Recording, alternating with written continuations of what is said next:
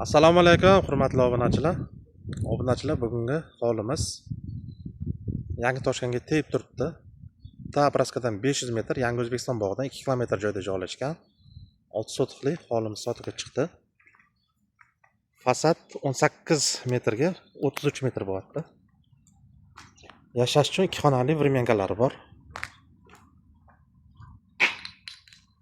To'g'ri burchakli hovli bo'lyapti. Uy egalari o'zlarining hovlisidan yarmini ajratib berishyapti.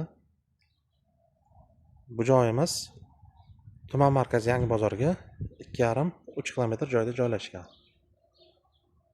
Katta yo'lga, asosiy betonkaga 200-250 metr ichkarida turibdi. Bu joyimizga egalari har bir sotiga 14 mingdan narx qo'yishdi. Yana kelib ustida barakasi bor, sodalashsanglar bo'ladi. Joyimiz kimga ma'qul bo'lsa aloqaga chiqinglar, yana batafsil tushuntiramiz.